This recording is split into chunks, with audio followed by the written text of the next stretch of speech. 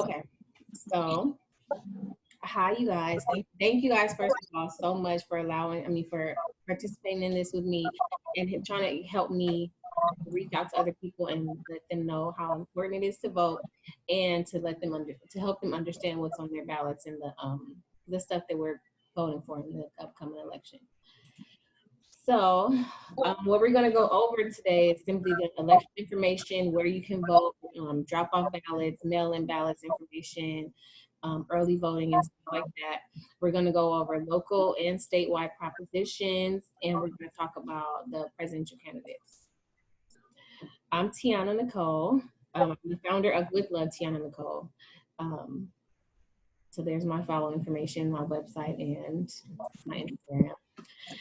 Next we have Andre, Hub City Dre. I'll let you take it, Andre. Oh, you muted. Yeah. Okay. Oh, I muted. Okay, there you go. I'm sorry. So my name is Andre Spicer. I also go by Hub City Dre.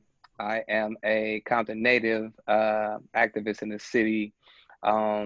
I work in the city of Compton. I also started an internet radio station that is very community-based.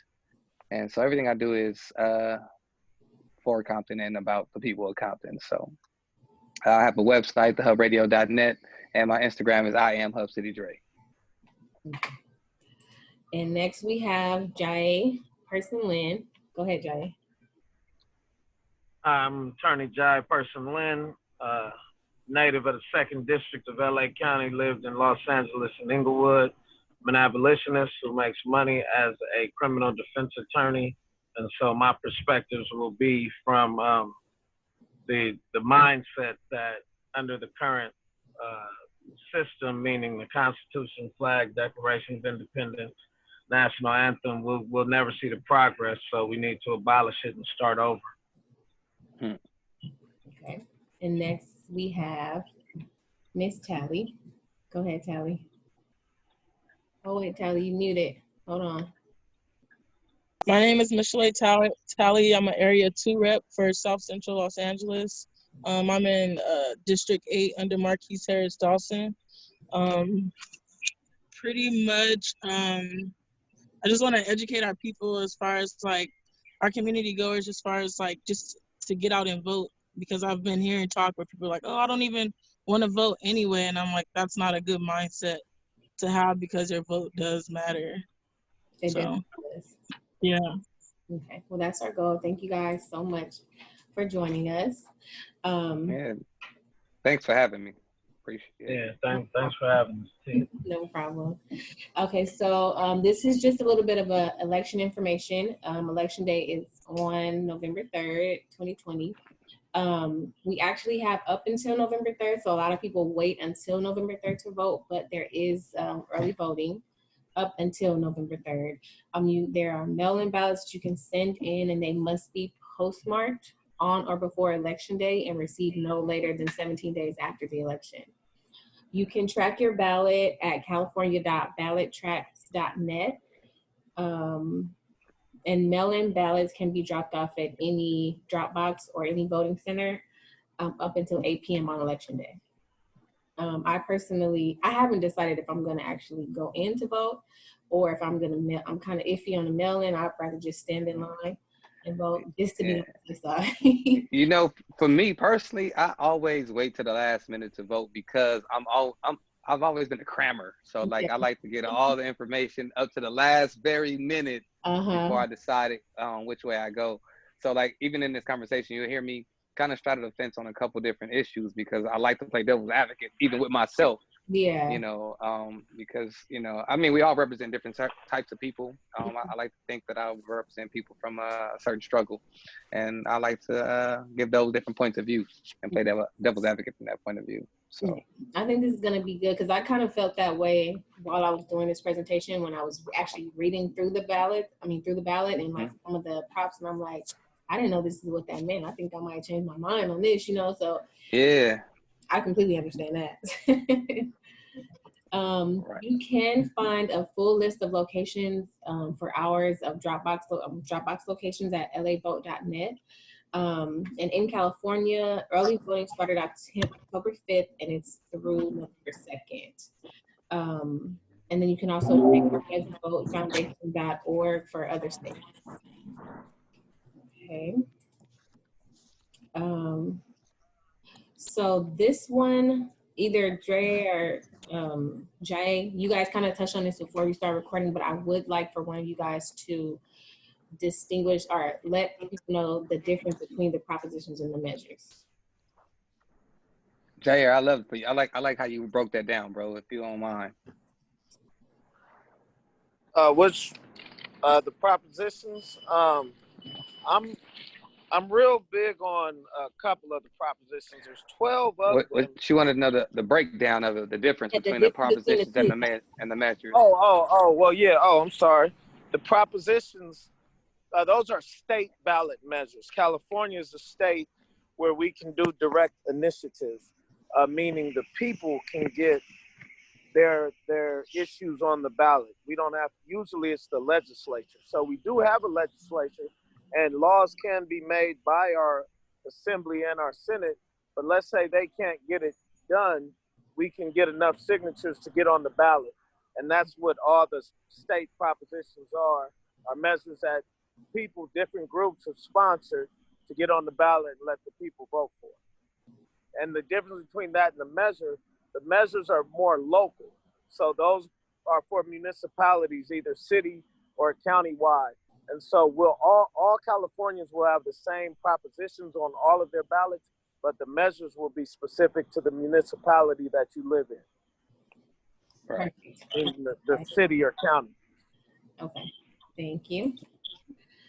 So, so do you guys have this? I feel like we might all be from different cities, but do you guys have Measure J on y'all ballot? I don't see Measure J. Neither did I. Oh, okay. So then we won't have to go through one because I think that must have just been on my ballot. Okay. Okay. So now we can start with the. What'd you say, Dre? I was gonna say the propositions would be the statewide propositions. Here we are. I'm with you. Okay. So we are going to start with Proposition 14, which anybody want to go over? Okay. So, go ahead, please. Okay. No. Oh wait. I was going to say that Proposition 14 would allow the state to sell $5.5 billion in new bonds to pay towards more stem cell research and medical treatments. 1.5 billion to bonds will go to research and treatment for brain disease such as Alzheimer's and Parkinson's. So a lot of opposers would say that this is a bad time to spend so much money, being that so many people are out of work is what I've been hearing most people talk about. I don't really have an opinion right now, a definite opinion on stem cell research and funding. I do know a lot of our people, a lot of our people deal with it. We suffer from Alzheimer's in our communities. So, this is all based off, to me, is if you believe in the research for Alzheimer's and Parkinson's and other different brain diseases and, stem cell research. Okay. So voting yes on it will approve the $5.5 billion bond, and then no would go against it, right?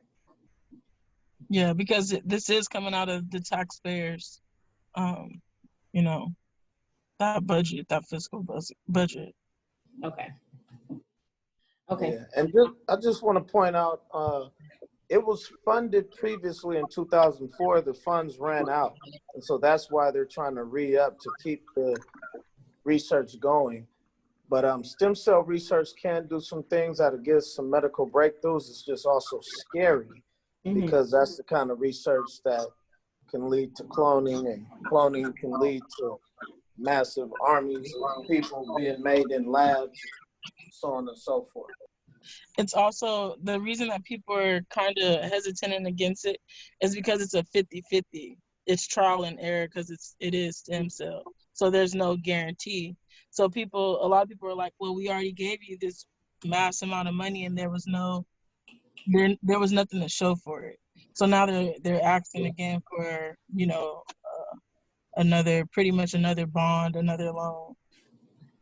And I'm one to always want to see, like you said, it was previously, we previously had it in 2004. I want to see like the results. I want to know, you know, what do we get from funding sources like that? Like, where did that put us in terms of science as it relates to Alzheimer's and Parkinson's and the rest of the brain diseases, and anything else in terms of stem cell research? I would love to see those numbers before I would say, hey, let's go with another 5.5 billion. Yeah, that's what I was saying. A lot of people say, like, what has happened so far before we give all, you know, opportunity again. So, and then I think that a lot of that comes off of, see, this is my thing when voting. I say vote, I'm all about being a selfish voter. Mm-hmm. Vote for what benefits you. You know what I'm saying? What makes sense for you. I'm not really saying, you know, vote Democratic, vote Republican, go with whatever, you know, suits this group or that group. Find out what suits your personal beliefs and your own, you know, where you stand in life. Mm-hmm. And for me, I want to know what the research is, you know, where are we at with the billions that we've already given towards stem cell research. Right. Yeah, I can agree with that. I think some people are trying to. I'm sorry, y'all. This is my first time doing Zoom Box like as a host, so I'm kind of trying to get used to it. It's all good.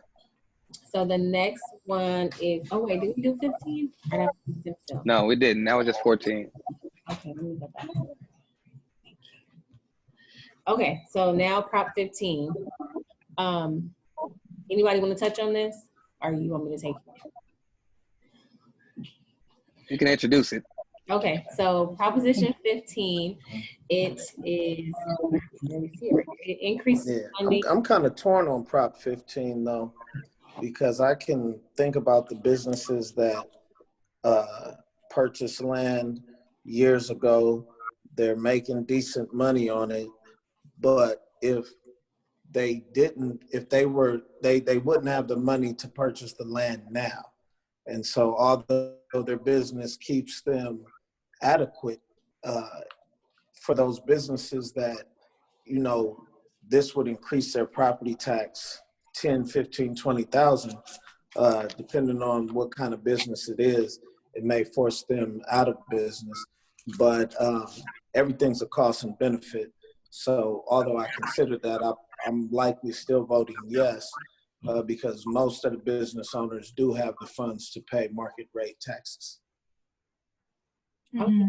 So this is about taxes on commercial property and specifically commercial property that's more than $3 million. Yeah, $3 million or more in commercial property. And yes, on this would basically just increase the taxes there to go towards funding for schools and local government. Mm-hmm. And I mean, I'm all for it, me personally. You know, if you got $3 million or more in commercial property, you're likely you're doing good in life. Yeah, you're doing well in life, and you can afford the tax increase. Yeah. I would, you know, but again, I'm all about research and finding out, okay, so once we put that money towards local government and towards school, where is that money going to? But that's a whole nother conversation. Yeah. Just strictly on Prop 15, I'm all for these commercial businesses and properties being taxed on $3 million in commercial property or better, for sure. I'm personally for that one. I'm sold on that. I agree. Yeah. Yeah, me too. Okay, now we're gonna move on to Prop 16. Jaaye, who said 16? Was that you? Yeah. Well, 16 is definitely one that I'm adamant on the yes. You know, affirmative action. And when you discount race from a governmental perspective, it means you discount everything we've been through. It means you discount everything we continue to go through. I hear some feedback or somebody's background. But that's why I'm adamant for accounting for race, because I think the government needs to focus on the fact that our life is different. So if you treat us, and that difference is not a positive difference. So if you treat us as equal without accounting for all the obstacles that are put before us, then we're obviously going to have a lower score because we've had to endure all these obstacles along our journey, and now we get left out. And that's how we got UCLA going down to 3% of a Black population in a state that was 7% Black, because we're competing with other communities that don't have the obstacles we have, and we get no credit for overcoming those obstacles.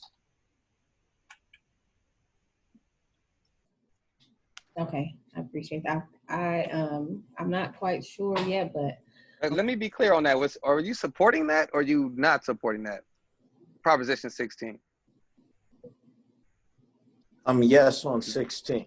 yes, on 16. Okay, and voting yes will permit government decision-making policies. Okay. So it fights discrimination. Okay. Got it. I'm sorry. I was trying to read through it. Okay. Yeah, I'm pretty much yes on that too. So 16 would allow public colleges, universities, and agencies to include race, sex, color, ethnicity, and country of origin as a part of their decision making. So this would allow to create an affirmative action type program. And you guys are all for that. So you guys say that we should include race, sex, color, Yes. ethnicity, and national background. Then can I challenge as to why you say that? Okay, maybe I'm confused. Okay, so Dre, how did you explain it? So now I'm the way I understand it is that you would take that they want to allow race, sex, color, ethnicity, and origin to a part of their decision making. So they can ask those questions and decide, and based off those questions, off your race, color, ethnicity, all that background, they can decide if you are accepted or not accepted into a program.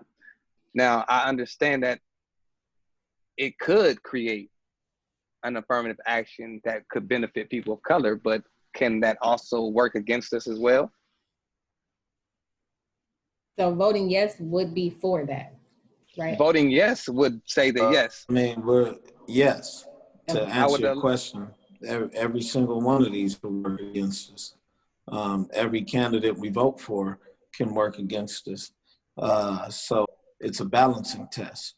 And given the times that we're in, and given the balance that I've assessed to it, should we have the opportunity to get more credit for the burdens and obstacles we've overcome, I want to take that opportunity, and that's why I'm voting yes. But in that same breath, couldn't they take it away from you, from those same exact things that you feel that you should get the benefit? That's what I question. So you're saying so you might say that they can say, so let's just say an Ivy League school just says, hey, you know what, we got enough niggas in this school. We don't need no more. Based off of your well, we don't have Ivy League schools in California. Well, okay, you're right. True that. So I mean, any school. This would Let's go go for with any UCLA, UCLA, Berkeley. Well, it can only go for the public school. It can't. The government doesn't control the private schools. Right. Okay. So we got to understand. I'm on the fence. I'm on the fence about it because I'm not sure how I feel. I love the fact that yes, I would love to get the benefit of my background and my ethnicity to say, hey, you know, I want to get dibs on going, you know, getting accepted. But I also don't want that to work against me either. So it's like a double standard in a sense on my end. So, you know what I'm saying? I want it to work for me, but I don't want it to work against me. You know what I'm saying? So in that same breath, is it okay for the next culture to do the same thing, or, you know, whatever? For me, politics has to be black and white and clear across the board. So if it's going to benefit me, it's going to benefit me. It's going to work against me, it's going to work against me. But I need it to be the same way for everybody. And I don't feel like this tells me what's going to happen when they use your background, your ethnicity, and all that, you know, in the decision-making process. So I don't know what that means yet. I would suggest look at Prop 209, and then come back and look at Prop 16, because then you can do your own compare and contrast as far as like, because there is a current ban right now. Like, so for example, UCLA, every year they're like a minimum, we have to at least say, this is just hypothetically, we have to at least admit one Black student every year, at least, just to say we're not discriminatory towards Black people. But Proposition 16, that's saying, no, I'm Black, I'm a female, I'm queer, whatever it may be, allotting me with my academic record to come into your school. So this Prop 16 is there to kind of protect you. It's supposed to be to diminish discrimination. But like I said, look at Prop 209 and then look at Prop 16 again, and then just for anyone else who's like kind of on the fence about that, do a compare and contrast, and you know, that way you'll be like, okay, this is what I feel about this prop. Okay. Thank you for that. Yeah, so we can kind of get our own, like, you know, how we feel about it by looking at both of those. Okay, so now we're gonna move on to Proposition 17, which is the right. Oh, I think Jaaye, you want to touch on this, and I have a little bit to say about this one, but it's restores the right to vote after completion of a prison sentence. Yeah, definitely. I'm 100% for that. I'm sorry, hold on, let me get out of here. Did he just leave? I'm sorry, I tapped in with my computer here and let handed. So, but yeah, Prop 17, you know, people serve their time. And the reason why it's very much important for this in the Black community is because Black men in particular, well, Black women are 29% of the women in the state prison. Now that's 29% of about 6,000 total women who are state prisoners and parolees. Black men are also 29% of the men in state prison, but that's 29% of about 125,000 inmates. And so that makes us 27% of all inmates in California, which is an over prosecution rate of about 30,000. So what that does is gets these 30,000 extra Black men and about the 1,000 extra Black women who are locked up to be able to vote quicker, and they can encourage them to vote even, you know, once they get out of prison. So that's why I support it, is because we're talking about thousands and thousands of Black people that lose their right to vote while they're on parole and whatnot. And I agree with that. And then also, taxation without representation is just wrong in general. The same people that you're putting on parole and you expect to be out here in society, you're expecting them to also pay taxes. So it's wrong to ask for taxes and then ask them, you know, and then tell them that they can't engage completely like a normal citizen would, right, in terms of the civically. So I'm all for supporting that measure. And also, a lot of people that these people are affected by these laws that they would be or not voting for or against. So I absolutely believe that they should have the right to vote. So I'm definitely supporting Proposition 17. Talley, were you going to say something on that one? Oh no, he took the words. He got it. Me too. He did. He said it perfectly. Okay. Proposition 18. I'm gonna move on to that one. Okay. Proposition 18 amends California Constitution to permit 17-year-olds to vote in primary and special elections if they will turn 18 by the next general election and be otherwise eligible to vote. Me personally, I will vote no on that one, just for the state that the newer generations are in. I feel like you just should be legal to do it instead of like, 'cause the younger generation, I don't feel like they would, not all of them, but the majority of them, they just won't grasp certain issues that need to be voted on. Though it's more like a popularity thing for me, in my opinion. So I actually be voting to keep it at 18. I mean, 17, 18 is not a big difference, but they already think they're grown at 16, 14. So, just wait till you're 18 and then you can go ahead and make a adult decision. Yeah. Oh, Dre, you muted. Okay, I do understand that point of view for sure. Kind of wait until you're 18 to vote, but also consider that these same 17-year-olds are also affected by these same laws and these same measures and propositions that we're voting on. These people are walking into a new world with these rules applied to their life. So I think I'm all for them also engaging in the voting process. I think it's pretty dope to even make it a big thing to say, yeah, I'm 17 years old, now I can actually vote. You know what I'm saying? We say we 16, now we can drive. We say we 21, now we can drink. You know what I'm saying? So why not say I'm 17, now I can vote, and then actually engage in that same process? I think that we should take advantage of just take advantage of the proposition. I think that making it 17 and able to vote, I think that should be something that should be celebrated, and that you can get more people out and engage civically because of it. I can understand that point of view.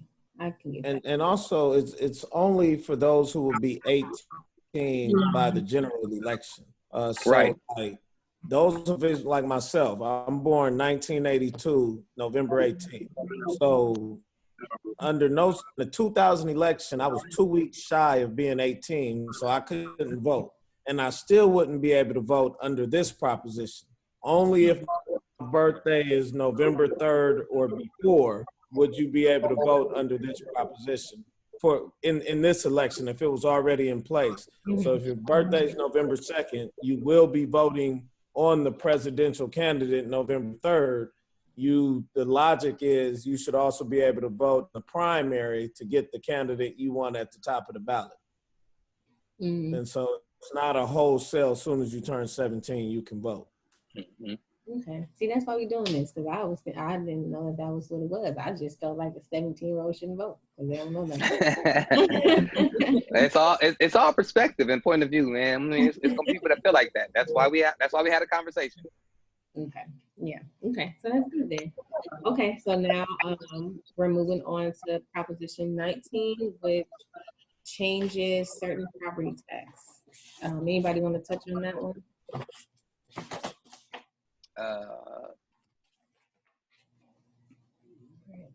So I'm not familiar on this one. Let's see. We'll expand property taxes for people in special groups. This includes people over. So Go ahead. I'm sorry. A no vote, it keeps the law as it is, which pretty much is wealthier individuals, they don't have, they'll give them a bigger tax break, opposed to people who are not as wealthy within a certain category. They don't benefit from those. So it's like saying, okay, well, you make X amount, you're over the age of 55, and you're able to contribute this certain amount of funds, then you should do so. So it's like saying, I'm trying to like break it down. It's like saying, is this the one pretty much like it was all about? Like he was against this one or something? Yeah, he was against this one. Okay. Because he doesn't even pay his taxes, and he's definitely over 55. Okay. Okay. So basically, if you're over 55, you have to pay more taxes. Is that what it's saying? Depending on pretty much like your net worth. Okay. Okay. I'm gonna have to look up more of that. So will that affect the lower class or the middle class, lower class in any kind of way? Well, one for the 55 thing, from my understanding, is let's say you're 55 and you get burned out in a wildfire, or your home crashes in a disaster, and you need to relocate, and you get insurance money, you pay for another property. But if you bought that home 30 years ago and you were paying taxes at 150,000, now you get 500,000 and buy a $500,000 property for yourself that might be the same or even smaller than the $150,000 property 30 years ago. Now you'd have to pay taxes on that $500,000 property. But if you're over 55 or victims of these other tragedies, then you would not have to pay those increased taxes. You would be able to maintain that tax base. That's one of the tenets as it relates to the 55-year-old.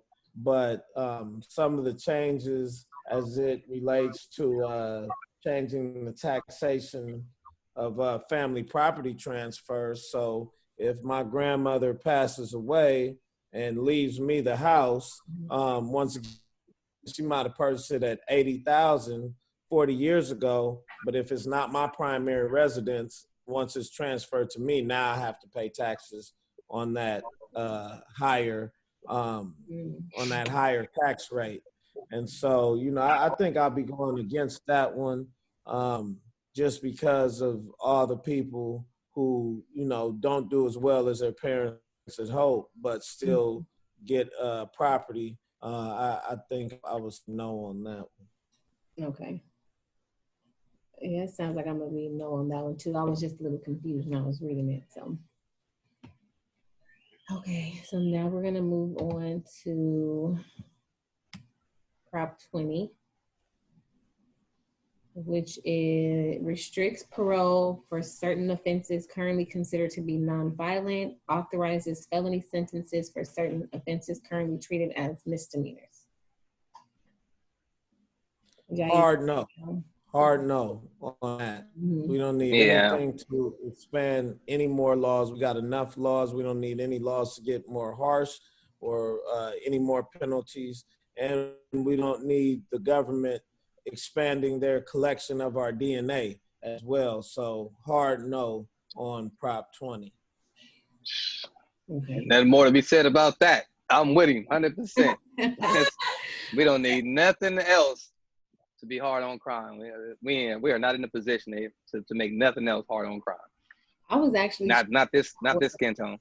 I was actually shocked that would be added. Like that was a proposition when I was actually reading through it and like the pros and cons and stuff. And I'm like, really? This is crazy. Like, you gonna give somebody a felony if they rob somebody, but if they like that's not. It's crazy. Was with the passage of Prop 47, Prop 57, even the President's First Step Act and the changes, like with these reductions in prison, these threaten the law enforcement careers. So they're trying to make sure there's prisoners so they can stay out in, you know, wherever county, California, and, you know, have 30,000 people in your county, but have 3 or 4 prisons that, you know, employ 300 people each. So now 10% of your county is employed by the whole prison system, and 50% of your county is connected and living with or know somebody in that system. So they're trying to maintain those funds and maintain their job security of having people locked up. And to me, that's slavery, and I'm against it 100%. Mm-hmm. Yeah. And this is the backlash to the reforms. That's what this proposition is. Okay. Yeah, I'm a hard no on that one too. Okay, so now we're going to do Proposition 21, which expands local government's authority to enact rent control on residential property. Anybody want to touch on that? So this is all about rent control. Obviously, if you're a landowner, property owner, you don't really want to support it. Mm-hmm. But I'm supporting rent control personally. I mean, that's just that rent's going up high as hell in California. It's so high. Like rent is high in California, and I think it adds to the homelessness as well, because it's hard to keep up out here. So I mean, just by us increasing rent, it has a domino effect on other aspects of our communities. So I think higher rent, you're just gonna get more people on the streets, and we already have a homeless issue as is. Yeah. So I'm all for rent control. And this one actually is the reason why I actually wanted to do this, is because in the last election, I was so confused on the propositions as far as rent control came. I feel like I was seeing yes and no's from both sides, and I was like, so am I supposed to be against this or for it? Like, I didn't know which one was against it and which one was for it, and I was so confused. And I was like, I know I'm not the only one that's confused by these propositions. Like, this shit is crazy. I have this wording all over. But that's why I also say, vote selfishly, because, as a property owner, you like, well, shoot, I mean, if my taxes go up, your rent goes up. And I understand that frame of mind. Yeah, I get it. I was seeing that year, because I have a lot of friends that own property. So they're like, they're feeling this type of way. But me, I don't want my rent to go up. I want mine to, I want to be able to survive out here. So it was, I was so confused, but that's exactly why I started this, because we got to know what we're dealing with. At least understand where we're going so we can make that decision. But if it's all, you can't tell what you're reading, then you're just going to be voting just to be voting. Yeah. And then on top of that, people just vote with what their peers vote, or people vote with their parents, or people vote with their church, or people don't necessarily understand all these propositions or the details in them. And, I think that having platforms like this to where we can discuss these things and give these different points of views is very valuable to the culture, to the community. Yeah, and it is a balancing test, being a property owner, having managed property, and seeing, rent control gives a lot of protections to the tenants, and that's typically a good thing, but there is a dark side to that, where tenants just become professional, like squatters and things like that, because rent control is more than just the amount of rent. There's also other protections for tenants that go into that. But California is, always swayed to have more protections for the tenant. But at the same time, I've seen some real tragedies from the small property owners. They might own a 2-3 unit, and somebody's in there just for a year. Under the rent control rules, it creates a whole lot of little nuances to even evict someone. And so under Los Angeles rent control, cases have been thrown out because they didn't have something posted on the property saying this is a rental unit. And now that restarts the process, so you have to do it another 3 months. So it's both sides, but even considering that, I'm probably going to sway to yes, because I think there's just many more tenants than landowners, and we don't want it to get too out of hand. Yeah, that's true. Okay, so now we are going to move on to Prop 22, which is exempts app-based transportation and delivery companies from providing employee benefits to certain drivers. So is this one to help the Uber drivers be employees and not contractors, or what? Yeah, I'm against the notion that, we want to make them employees when they can come and go as they please, right? That's a little different. They are independent contractors. It's an independent contract. And this is people ride sharing with people. The government shouldn't intermingle too much in that. And so people who have every opportunity to get a job like others, but decide they want to go out and Uber, but everybody wants to go out and Uber that night, so you're not catching as many fares. And Uber's not telling you you have to be at work right now. You're choosing to be at work, and you're not getting paid for that because you're not catching fares. It's the same as me as an attorney. If people aren't calling my line, then I'm not getting paid.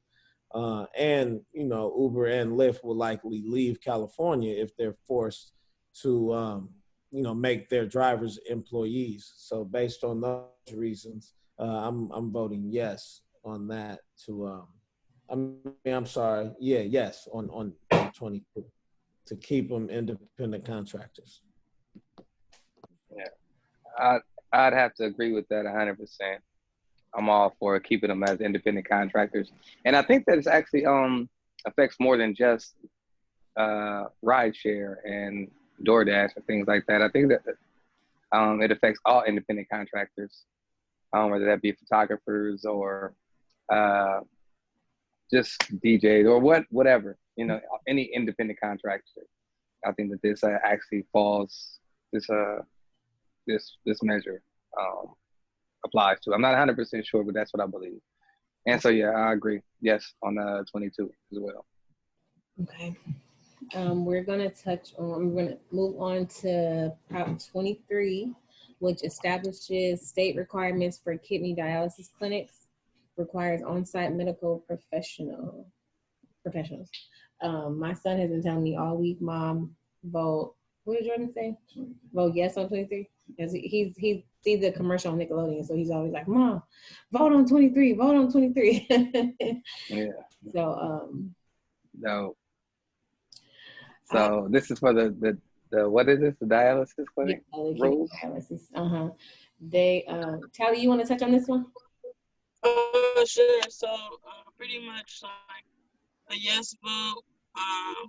So a no vote would be like, okay, there won't be any doctor there, no type of specialist. They could decline care to the patient. And then a yes vote would be it requires a medical professional there while these individuals get their treatment.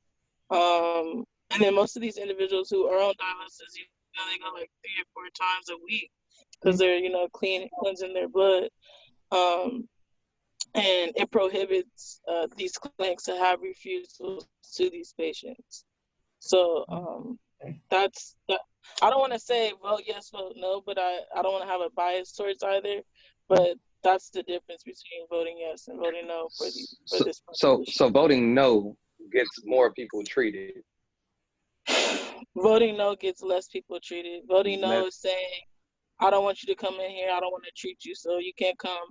Voting no is there's not going to be no doctor here. So if your transfusion is going wrong or you get infected, because that does happen because, you know, we're human error. But if you get infected, then, you know, that's your loss. There'll be no type of protection for the patient. Damn. So, like, you know. Okay. Yeah, I'm pretty much a yes on that one. Yeah. Yeah. I don't want to like say it, but yeah, it's looking that way for me too. I want to do some more research on it, but it's looking that way for me for sure. Yeah, but understand the dialysis procedure is fairly common and has been handled by people who are not, you know, registered nurses or doctors for years, because that is going to significantly increase the cost to have for each center to have a doctor on board. But at the same time, you know, apparently these centers are making pretty good money, so they can afford to put a doctor and a nurse on staff. Okay. Okay, so now we're going to go to Prop 24, which amends consumer privacy law. Anybody want to touch on this one? I am going to be voting yes on Prop 24 because it's like currently you can opt out a lot of these things. I just, you know, so many people are moving so fast. I think as many questions as possible. I mean, as much protections as possible for the consumer. I'm with it. Although, you know, we do receive some benefits from these businesses sharing our consumer information. We get deals just, you know, any of us that scroll social media, we get the deals of our lives every fourth post. because they done figured out what we were looking for. What we were thinking about, some new sunglasses, and now I got the best deal on sunglasses. So there can be some benefits, but overall, I'd like the power to remain in the people without having to go the extra step to make sure we keep our stuff private. Let's just keep it private from the gate. Yeah. So well, a no vote on this pretty much means the company has that advantage of like pretty much, I mean, they already do it now, but openly like selling your information. Like, okay, you don't want to pay this fee to keep your things private, then we're going to give it away to other consumers. Yeah. Or other, big fortune companies. Opposed to if you say yes and you keep your information private. The only thing some people are like kind of iffy about it is the cost of this. I can't remember the exact amount, but I'm voting yes personally for it. Yeah, privacy laws for sure. I mean, although I think that it's pretty convenient that Instagram knows what I like before I actually get to it. I think that shit is also scary at the same time. Scary. It has your algorithm, So. Definitely, but I definitely purchase from their suggestions. But oh, absolutely. That's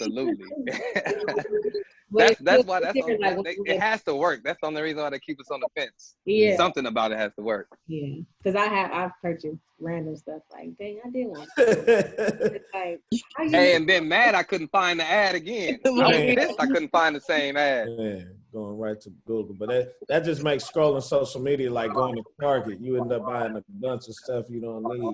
Exactly. Okay, Tally. So when I was reading that one, the pros and cons for some of it. For that one, I was reading something about what companies can charge you to, what did it say? To keep your personal information safe.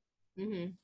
So, don't quote me, but so pretty much like I'm assuming like companies like Norton, like these companies that we have, and a lot of like Visa uses to keep your information encrypted and keep it safe. Mm-hmm. So pretty much if you're not gonna pay the fee to keep it private, then it's like, okay, then you don't have that protection block on your information.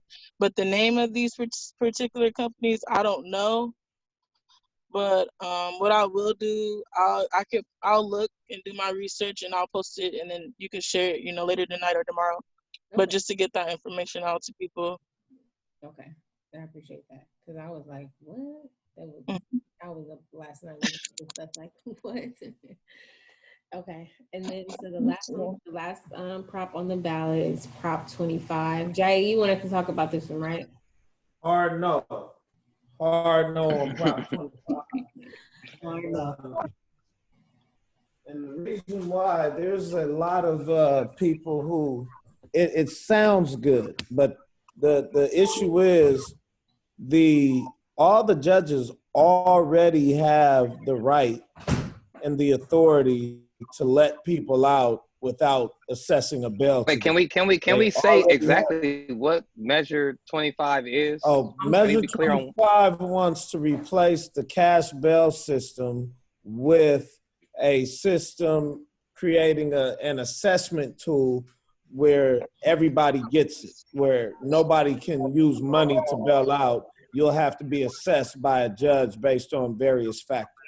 What most people who don't practice in the system don't realize is everyone already goes through an assessment on whether they should be released on their own recognizance. And day after day, judges for dozens of defendants across the county, hundreds of defendants across the state, daily, refuse to let people out and set bail for people.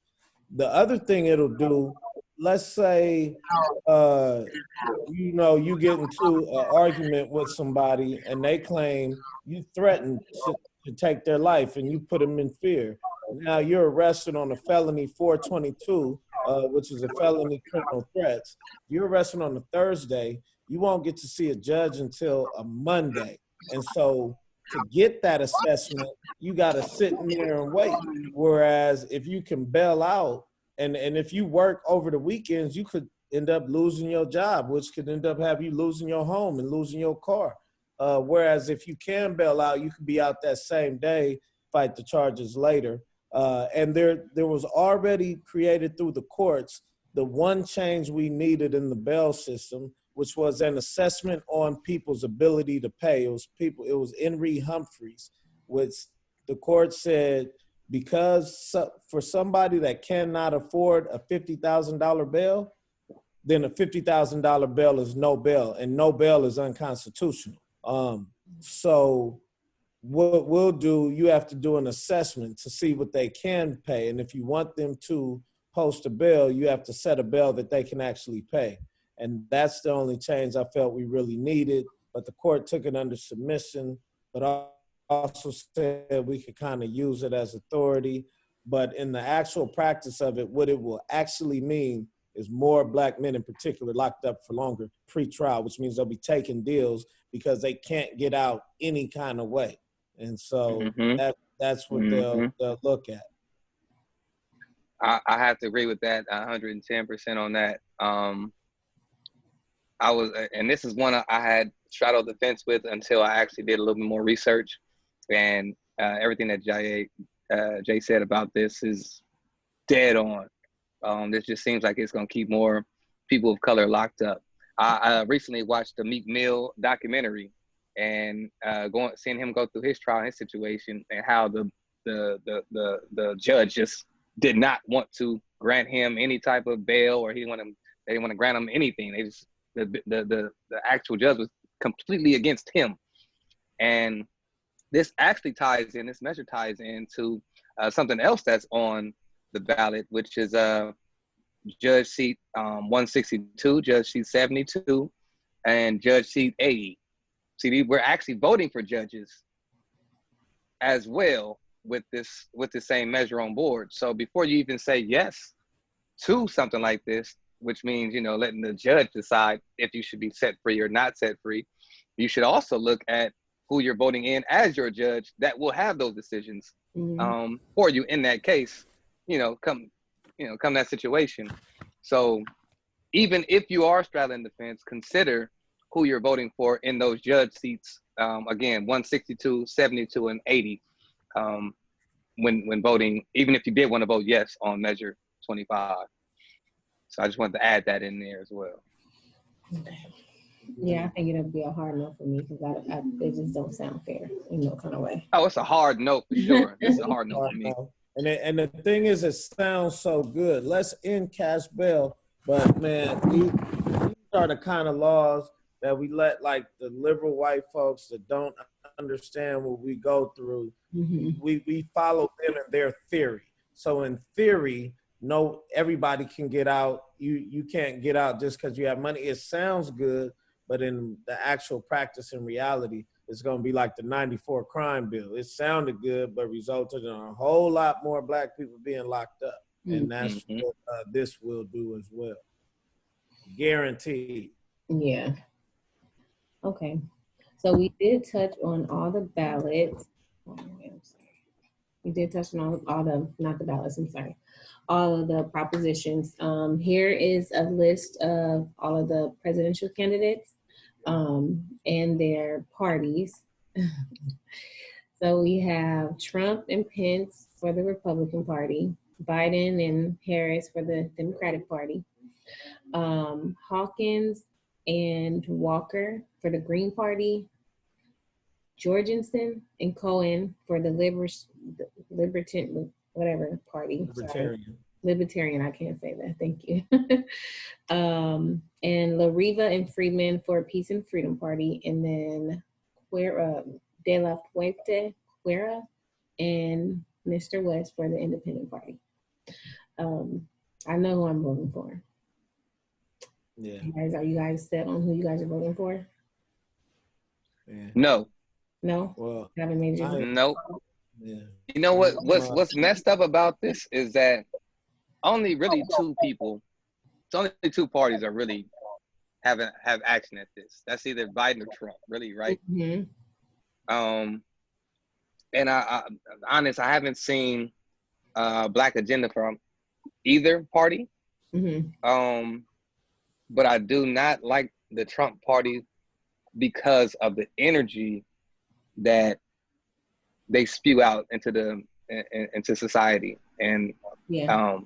however, I think the tax breaks that Trump presents are definitely better than what Biden presents. However, I would be voting against. I have to vote against my own goddamn pocket, my own wallet in this case, because the energy that Trump brings is just like I can't roll with it. I just feel like, you know, it just means more cops killing more Black people, more racism, more, you know, more hate spewed out there. And to me, that's not worth the tax break that you would get, especially if you're a person of color, because, you know, you're still a person of color and you will get treated that way regardless. Yeah. So.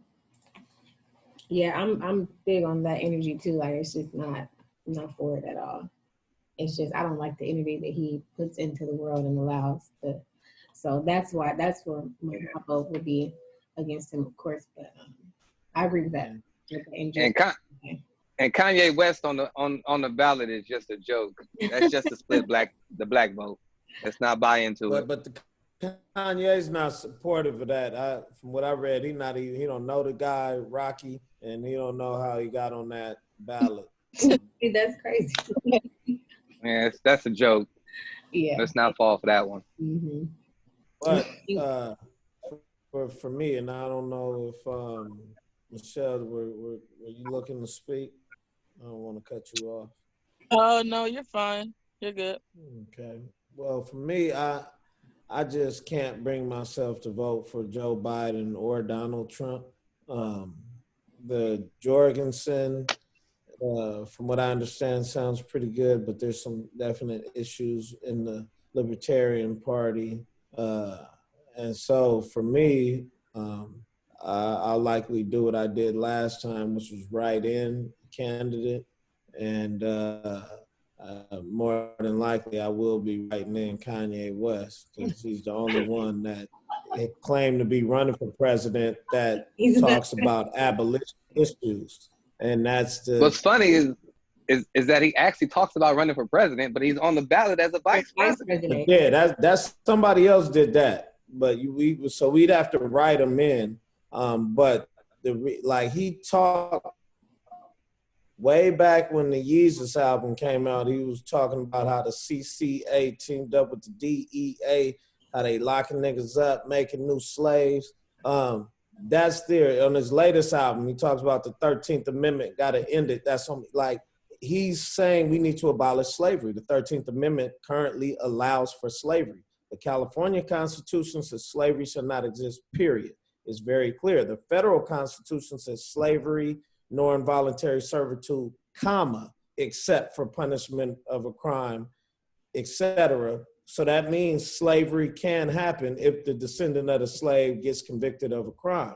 And so that needs to end. And so although I know he has a very, very, very, very small chance of winning, it's still for me and who I can tell my kids and grandkids, nephews and nieces, I can't, I'm an abolitionist. I can't vote for the guy that proudly talked about the crime bill and all it did in my community. Can't vote for Trump for the same reasons you guys expressed. It's the energy. But I do think we should look at Trump's example and say, maybe we shouldn't be so meek in our requests. Maybe that approach seems to be getting things done. Now, that may only be because he's a white man, but the meek approach that we've been on for the last few decades has not gotten us further. When we were, when Huey Newton, Bobby Seale, Malcolm, if you talk about with their brashness and what they did, they were more like Trump than Biden in the sense that they said what was on their heart and they said how they felt and they said it directly. So we've been on this trying to play the game for the last 40, 50 years since them brothers have been taken out, and it hasn't worked. So we need to go back to be about what we're directly about. And that cannot be, if we want to advance as a people, supporting Joe Biden. That's not. Now, Kamala Harris, as a Howard grad, you know, I met her a few times. She's always been a decent person. So I thought about it on that level, just to be able to say I know somebody or I met somebody in that position. But at the same time, no, I just can't bring myself to it, or not at least.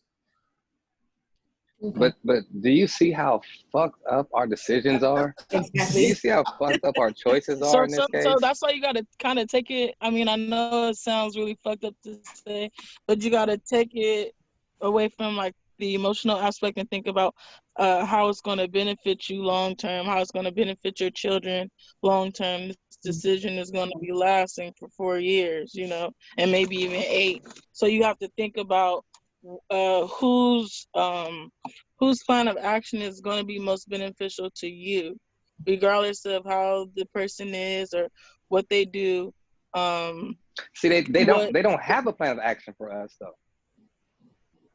And that's the thing. So then he's saying, so that's why I'm understanding what he's saying about Kanye West. Yeah. You know, because like honestly, that seems like the most like kind of liberal, but also like as far as like, okay, this is a plan, because he's honestly the only one who's actually said this is what I plan to do. Yeah. You know, I think that we need to be putting in candidates long before we actually vote. Like we should have had a hand in choosing these candidates or raising up candidates long before we got to this point. I mean, I think that we just waited way too long. Well, when we had D's Nuts running, remember D's Nuts was a candidate at one point. And he was a formidable candidate. But God damn it.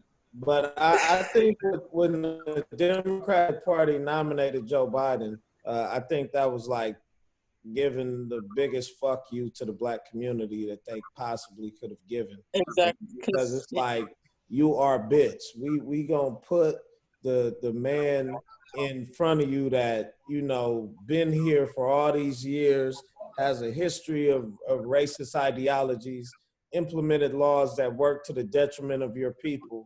And that's who we gonna put at the top of our ticket and say, you ain't Black if you don't vote for me. Like, that was disrespectful. Like, we should wholesale reject it off of that. And understanding, you know, there are bigger issues, and it's not about being emotional, but I think we don't recognize that a no vote or not voting for either of them, if it comes out that 50% of Black people that voted didn't vote for Trump or Biden, that is going to be the greatest thing possible to change the two-party system, which has not benefited us. We won't win this election, but it's impossible for us to win this election. We lose with Biden or Trump.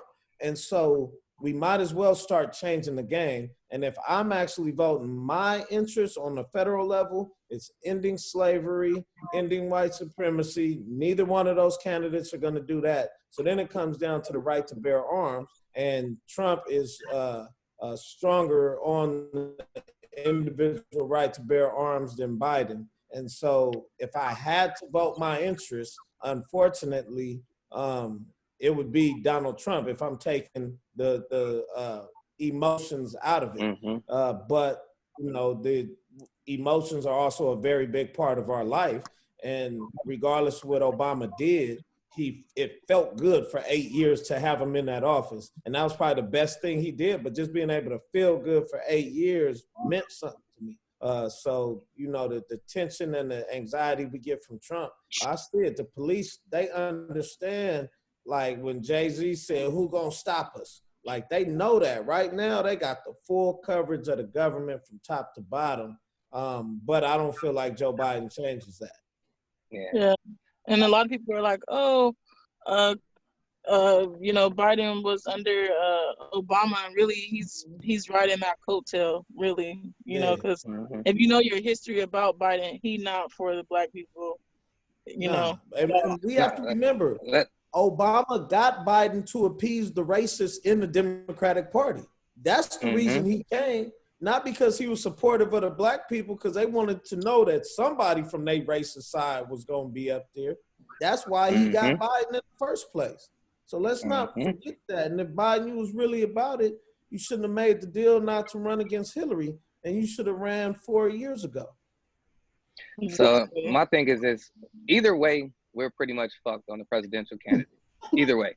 So now my thing is, now it's like we need to consider the fact that the Republican Party and the Democratic Party might not be for us as a people. We may have to consider other options and start to maneuver in different ways. If I'm sorry, what was that? Oh yeah, they were both formed during slavery. Yeah, this whole system was formed during slavery, though. All of this whole system was formed during slavery. Yeah, we're totally in a whole. Which I agree with 100%. Yeah, I just think that we need to take the bull by the horns. Stop expecting people to do something for us. Maybe we need to start our own party. Maybe we need to get together and support one candidate and say this is who we're going to support based off of what we're expecting from that particular person. Ain't nobody catering to us because we not organized enough to move a black vote. Yeah. So why would I cater to y'all? Because you niggas ain't even organized yourselves. Yeah.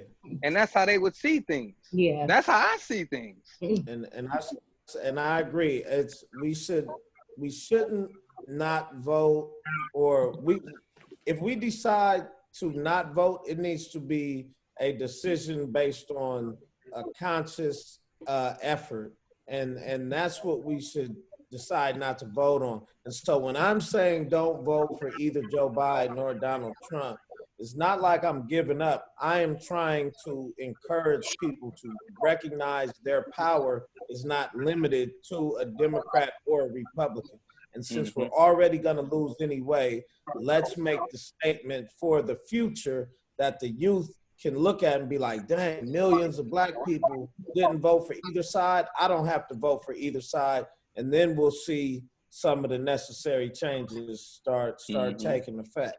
But doing what we've been doing, we're going to keep getting what we've been getting. Agreed. I like that. Yep, that was some good stuff, y'all. That was some good stuff. Real quick, in LA County, we got to talk about the DA race. That's the most really, the DA race and the county supervisor race.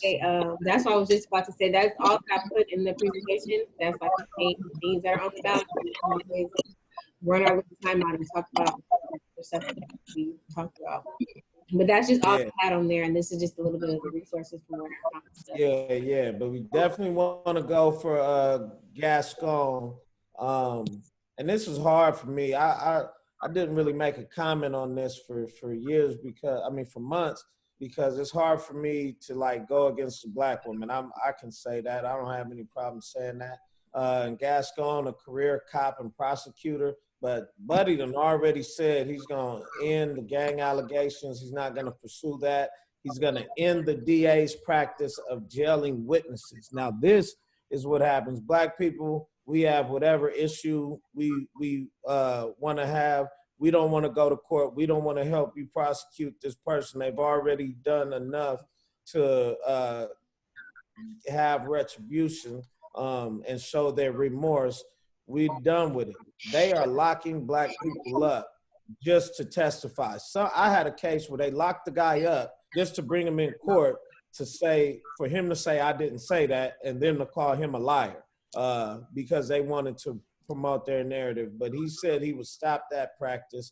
He would actually implement some alternatives to just straight convictions, and he has a history of it in San Francisco. So I think we have to look at that. It hurts for me to say.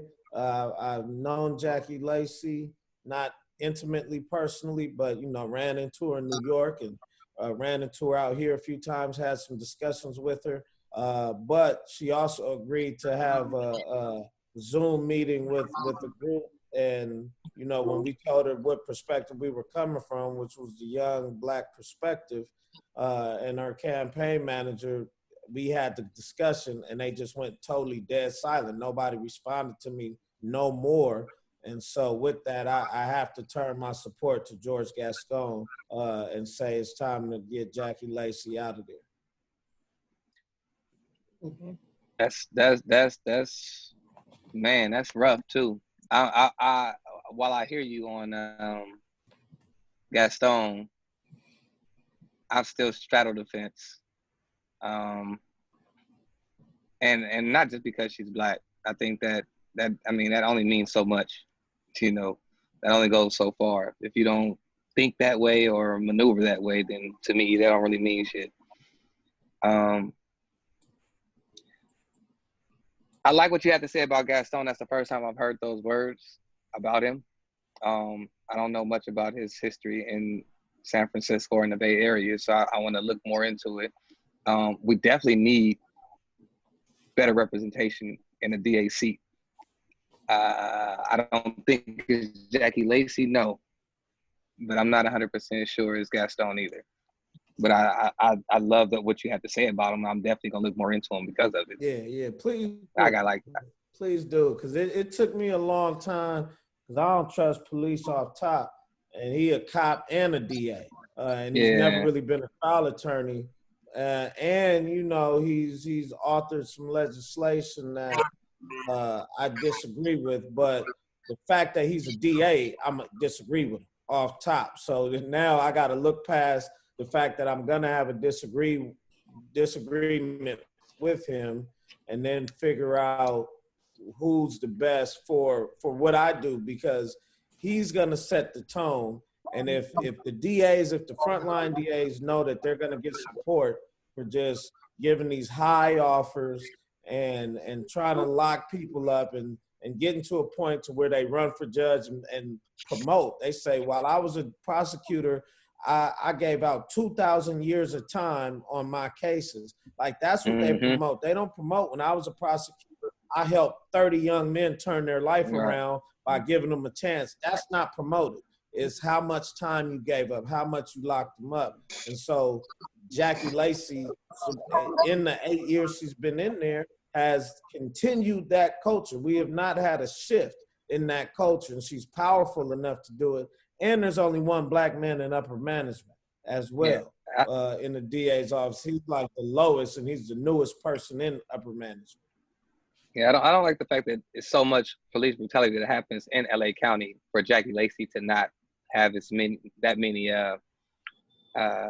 She didn't go after any, or very few police officers that were accused of these different allegations. So I don't like that about her. And then she's been in office way too long to not have never gone after any cops. And we have way too many, like I said, cases against cops for her not to bring up charges against any of them. But then, like you said, Gaston being a cop and a prosecutor, that's ugly. But he has a history, though, as a prosecutor of a big city, of a big town, that we can look at. And so we can look at Jackie Lacey's history, and we can look at Gascon's history. We can actually do these things. And I think when you do that, you'll fall on the Gascon. Anybody that cares about our community, when you look at that, will fall on it with the full-fledged knowing, like Gascon. What gives me more trepidation is like, what's the guy named Alex Villanueva, the sheriff. He ran like he was cool and went on Big Boy in the morning, and he got in, and the sheriffs just ratcheted up their terrorism of the Black community in specific. So I know we have that, but this was a guy that was a sergeant or a lieutenant that was full-fledged in the ranks with the gangbang stuff of the sheriffs, go to the top. So of course he's going to keep that. Whereas Gascon, the difference is we have a history of him as a DA, and that's what we can look to, and what I look to on why I'm supporting him. Gotcha. Okay. Does anybody have any questions or want wanted to touch on or ask, questions about any propositions that they missed out on, or any input that they have on any candidates on the ballot. Well, real quick, I just want to say I'm going for Berger and David Berger, office number 80. This is a DA that I actually know, not personally, but professionally, and I've always thought he was quite reasonable in his approach every time I've dealt with him. David Diamond as well, I know tangentially, professionally, but the circle that I know him from, I trust and support. The Morgan versus Dillinger, that's a tougher one for me, but I'll probably be going with Dillinger, just on the basis that if it's a tie, it's not going to go to the DA, and Morgan is the DA. Okay. And I'm also, I do have Jay. I'm yes on Jay as well. Oh, Measure J. Okay. So you did see yes. it. Okay. And county supervisor, that's a huge one. There's 5 county supervisors and a county CEO that are responsible for like the $24 billion annual county budget and the 100,000 annual county employees. And so we have Herb Wesson versus Holly J. Mitchell. And this is one of the few races where, I think we wouldn't be too far set aside either way. Herb Wesson, who had previously been a state legislature. Now, I always got to remind Herb he owed me a meeting, because when I was in high school, went to Boys State, and all the different boys, it was like 1,000 boys come run a mock government in Sacramento for a week, and everybody got to meet with their assembly person, and Herb Wesson was our guy, and we never got that meeting. So that was 1999. So in 2021, I'm still saying that meeting. But I also like where Holly stands. Herb's probably got a little more polish in the making deals or what I know is Herb understands our generation's impact on society, and has shown at least surfacely that he respects it. I don't think Holly disrespects us, but I don't think she's as tapped in with like the 30 to 40 grew up in hip hop crowd. So for that reason, I'm gonna go with her. What'd you say, Jerry? I'll step in on that. I actually have an interview with, I'm stepping on that. I actually have an interview with Miss Holly Mitchell, Senator Holly Mitchell, on Friday. And she's been tapped in with us at the Hub Radio for the last year, and just kind of communicating with us on what's going on in her campaign. And she's actually been asking for this interview for a little while now, so she could tap in to the younger generation. And I also have an interview with Fatima. I'm sorry? Friday at what time?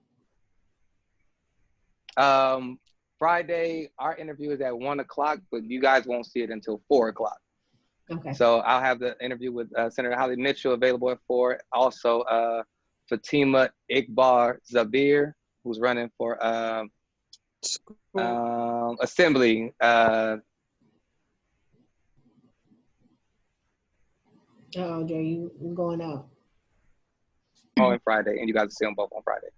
What do you guys feel about Miss Maxine Waters and Mr. Joe Collins? Have you guys heard of those names? Yes. Yeah, I think it's time for Maxine to kind of replace me. I don't think Joe Collins is necessarily the right guy, but that's what we saw with Ginsburg, right? It's like she waited and waited, and now look at what happened. So I would like to see Maxine bow out gracefully. I mean, Maxine is like damn near 80 years old, and that's not to say that an 80-year-old can't be active, but it is to say that, maybe it's time for, somebody who's been observing the work you're doing for the last 30 years since they were 20 and now they're 50. Maybe it's time for them to take it over a little bit. And so that's what I feel about her. She's, she's 82. She's 82 Yeah. years old. I did because Joe Collins came to one of our board meetings and he spoke, and I mean, I agree with you. Like Maxine should, go out gracefully, but he was all over the place. Yeah, I'm not saying he's the one.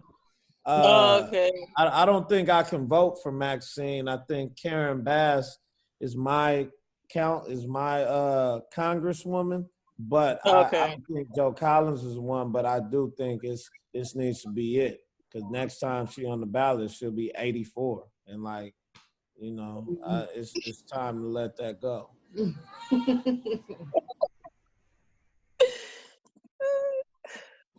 Okay.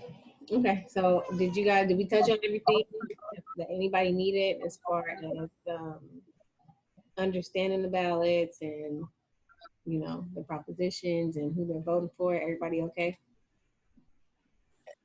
Anybody in the comments have anything they want to ask or comment on?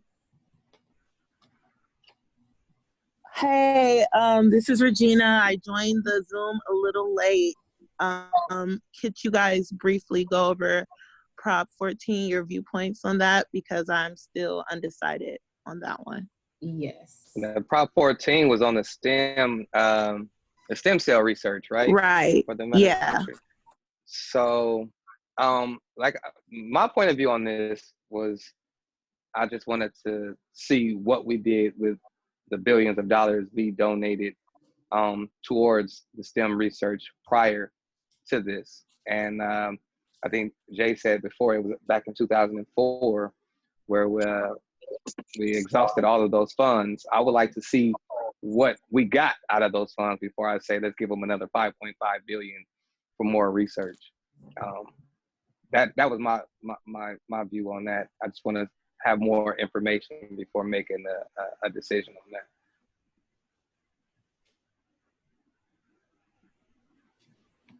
Okay. I mean, yeah, I get it. But will that information be released, before having to make a decision on this? So that would be like, there's no big breakthrough that we can point to and say stem cell research in California has led to a major breakthrough. Now, they might be on the brink. And that's the thing about this kind of study and research, is you're always one breakthrough away from being able to actively and effectively treat Alzheimer's. And if, I don't know if you've ever lived with somebody, but it's worth Alzheimer's. $5.5 billion. Exactly. Yeah, is it worth $5.5 billion? Yeah, right now, I don't think it is. Right. Taxpayers' money, like a big loan for something that is really up in the air, because it's like, we thought we had it, but we didn't. Yeah. So it's like a iffy, it's Yeah, not and I definitive. also feel like sometimes they'll implement things in place, the government, where they're going to take our money anyway. So for sure, they'll research like worth it. Yeah, but thank you guys for your opinions. Yeah, definitely. Thank you for asking. But yeah, I'm not with giving up the 5.5 bill and not having enough adequate information as to where the first few billion went to. So yeah. Okay. Well, I appreciate you guys. Jaaye, Andre, Dre, Talley. I appreciate you so much for doing this, because you guys helped me out a lot as far as me getting out there and doing my ballot, because I was confused from the jump. So I appreciate you guys for for doing this. Oh, wait. I'm so sorry. I also missed Prop 16. I'm sorry. I joined a little bit late. No, could you guys give me your opinion on that one once more? Yes. I'm sorry, I was at the gym. Okay, I had a session. Prop 16 talks about public colleges, universities, and agencies, including race, sex, color, ethnicity, and country of origin as a part of their decision-making process. This would allow to create affirmative action programs to increase diversity or help certain groups. And this was one of those things that I think we kind of went back and forth on this, on wanting the benefit of being judged off your race, color, and ethnicity, but then not wanting the backlash of being judged off those same things. I like the fact that we can benefit from our race, color, and ethnicity, but I don't want that to ever count against us. That's exactly why I was undecided, because I'm thinking that if they can use that information as a way to, you know, employ the minority community, couldn't they also use that information to discredit or discriminate against the minority community? So I was kind of confused, undecided about that one. Yeah, because I mean, personally, I want to be judged off of sounding on Malcolm X, Martin Luther King, but I honestly want to be judged off the content of my character. Like, you know, who I am is who I want you to what I want to be represented as. However, that's not America. That's not the world. The world won't just look at me like that.